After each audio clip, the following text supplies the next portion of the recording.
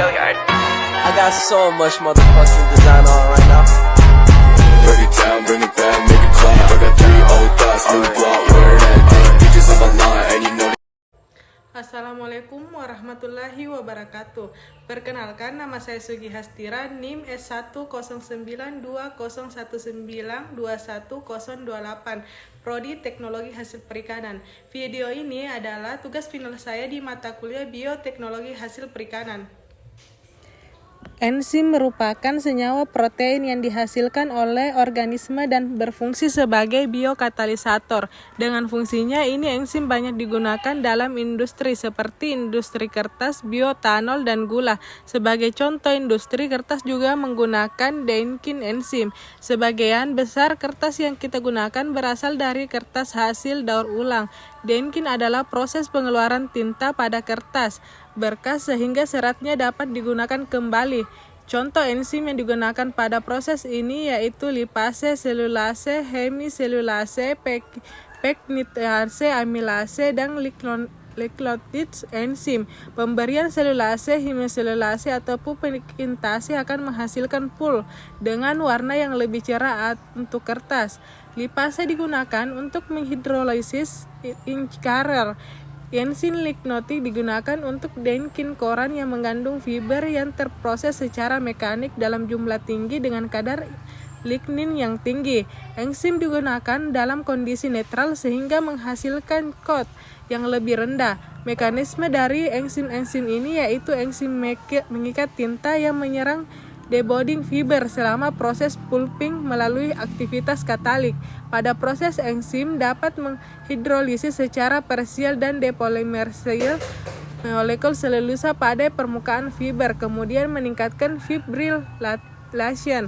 Selanjutnya, enzim dapat menghilangkan beberapa fibril dari permukaan fiber serta tentang pelepasan partikel tinta.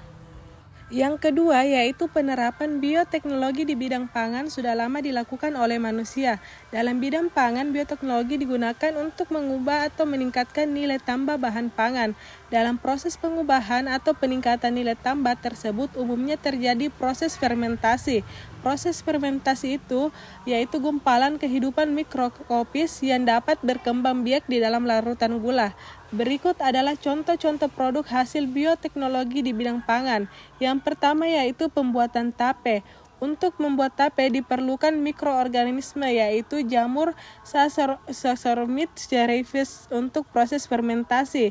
Yang kedua yaitu pembuatan yogur. Untuk membuat yogur, susu difermentasi 45 derajat Celcius dengan mikroorganisme Streptococcus thermophilus. Yang ketiga yaitu etika bioteknologi adalah sebuah kebijakan yang berusaha untuk mengatur penggunaan teknologi biologi dalam bidang medis, pertanian, dan lingkungan. Etika bioteknologi berupaya untuk memastikan bahwa penggunaan teknologi biologi tidak merusak lingkungan, tidak membahayakan kesehatan manusia, dan tidak menghasilkan tindakan yang tidak etis. Contohnya yaitu embrio rekayasa genetika. Rekayasa genetika pada embrio manusia dapat memberi resiko terhadap kehidupan manusia yang ditransformasi. Oleh karena itu, etika bioteknologi harus memastikan bahwa orang-orang yang memerlukan rekayasa genetika pada embrio harus memiliki izin dan harus menjalankan prosedur yang benar untuk memastikan keselamatan dan keamanan.